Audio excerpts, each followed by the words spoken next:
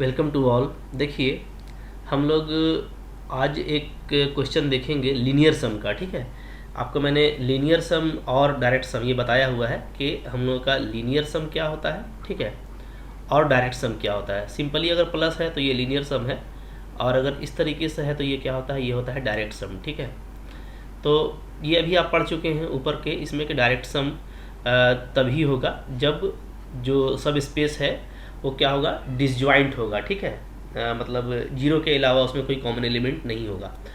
तो यहाँ पे देखिए, जैसे एक क्वेश्चन यहाँ पे आपको दिया हुआ है लीनियर सम से ही रिलेटेड, ठीक है, कि consider the vector space V is equal to R3। ठीक है, 3 डायमेंशनल रियल स्पेस है।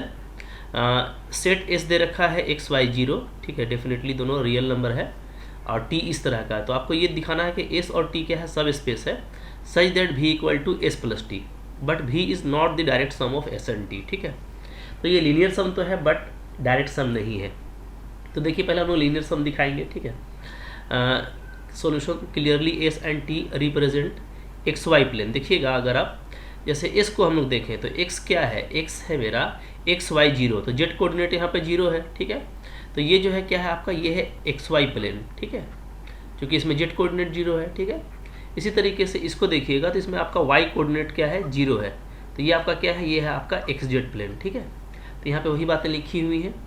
अच्छा, it can be easily checked that S and T R सब स्पेसेस ऑफ भी। ठीक है, देखिए भी क्या है, भी हमारा R3 है। इसका मतलब ये है कि एस और टी डेफिनेटली जो है R3 का ही सब स्पेस है, क्योंकि आपको पता है कि 3 डायमेंशन स्पेस में ही एक्स वाई प्लेन होता है और एक्स जेड प्लेन भी होता है। ठीक है, फिर भी हम लोग कोई एक आर्बिट्रेरी 3 एलिमेंट ले लेते हैं। ठीक है, R3 का जो भी में है, दैट मीन्स R3 में है, तो हम लोग देखेंगे कि एक्स वाई जेड को आप ऐसे लिख सकते हैं आसानी के साथ। ठीक है, यानी क्या, यानी हम लोग एक छोटा सा एलिमेंट लिए भी। ठीक है, किसका, कैपिटल भी का, जो क्या है, जो एस प्लस टी में बिलोंग कर रहा है, क्योंकि ये आपका एस का एलिमेंट है, ये आपका टी का एलिमेंट है। क्लियर है? ठीक है, देखिए टी का एलिमेंट है, कोई दिक्कत नहीं है इसको लेने में, इसलिए कि टी आपका क्या है, टी आपका जो है वो है एक्स जीरो जेड। ठीक है ना, और एक्स जेड आपका रियल है, तो टी मेरा क्या था, टी है मेरा एक्स जीरो जेड, जहाँ मेरा एक्स और जेड क्या है, रियल है। देख रहे हैं, तो जेड आपका रियल है, तो हम इस जेड को जीरो भी ले सकते हैं क्योंकि रियल है। ठीक है, तो यानी सॉरी, यहाँ पे जेड नहीं, एक्स को लेंगे। ठीक है, तो यहाँ पे हम लोग जो एक्स है उसको भी जीरो ले सकते हैं। ठीक है, इसलिए कि एक्स रियल है, तो ये जीरो जीरो जेड किसका एलिमेंट होगा, तो ये भी डेफिनेटली आपका टी के ही कलेक्शन में आएगा। बात फॉलो कर रहे हैं ना? ठीक है, टी के पास में ये पूरा सेट है। ओके, तो इसका पूरा कलेक्शन है, तो जीरो जीरो जेड भी इसी में बिलोंग करेगा। बात फॉलो कर रहे हैं? तो जीरो जीरो जेड देखिए टी का ही एक एलिमेंट होने वाला है, और एक्स वाई जीरो तो इसका ही एलिमेंट है। ठीक है, तो ये एस प्लस टी में बिलोंग कर रहा है। दिस मीन्स टू वाट, इसका मतलब ये है कि भी जो है वो क्या हो गया, सबसेट हो गया एस प्लस टी का, चूँकि भी का कोई भी arbitrary element S plus T में भी है।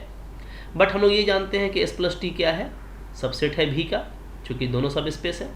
ठीक है, तो यहाँ से दोनों को मिला दीजिएगा तो ये चीज़ आ गया, यानी R3 is the sum of X Y plane and X Z plane. ठीक है, ये तो आप पहले से भी जानते थे।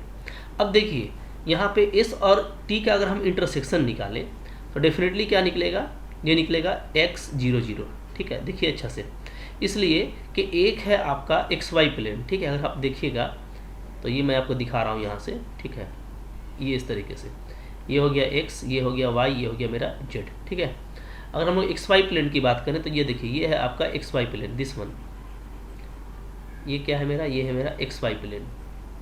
ठीक है, ओके। अच्छा, अब हम लोग अगर बात करें,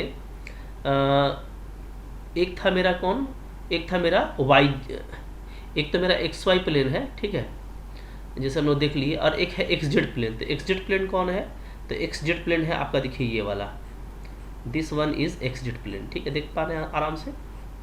अच्छा, अब मैं अगर बोलूँ कि भाई इन दोनों का कॉमन क्या है, तो इसका जो कॉमन है, ठीक है, यही कॉमन है, this line is common in this two plane. ठीक है, तो ये आपका कॉमन हो गया, यानी दोनों में कॉमन। तो कॉमन जो है वो क्या है, एक्स एक्सिस है। ठीक है, और एक्स एक्सिस का अगर आप देखेंगे तो एक्चुअली इसको हम लोग किससे डिनोट करते हैं, इसको हम लोग डिनोट करते हैं एक्स जीरो जीरो से। ठीक है ना, क्योंकि इसका कोई भी पॉइंट एक्स एक्सिस का इसी फॉर्म का होता है। तो so it is the x axis, ठीक है, and it is the common point which is not 0 0 0, ठीक है। अब आप यहाँ पे बोलेंगे कि भाई इसमें तो 0 0 0 भी आएगा, चूँकि ओरिजिन भी होता है इसमें, ठीक है, एक्स को अगर हम 0 0 0 ले लेंगे तो। लेकिन याद रखिए कि एस इंटरसेक्शन टी 0 0 0 ओनली होना चाहिए, ठीक है।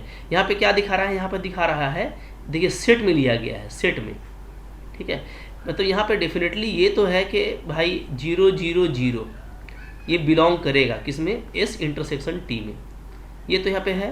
बट लेकिन सिर्फ यही होगा, इसी का सिर्फ होगा, मतलब 0 0 0 ही ओनली एलिमेंट होगा, ऐसा नहीं है। बात फॉलो कर रहे हैं ना।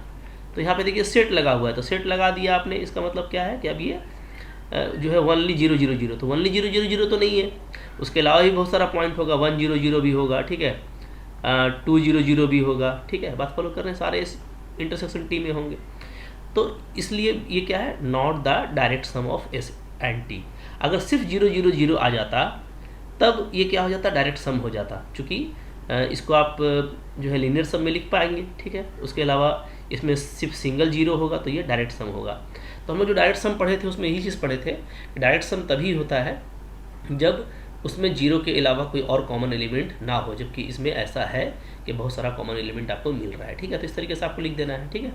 एक छोटा सा क्वेश्चन था जो मैंने आपको बता दिया, आई होप आपको ये समझ में आ गया है, ठीक है। लाइक ज़रूर कीजिएगा और सब्सक्राइब नहीं किया तो ज़रूर करके रखिए, ठीक है।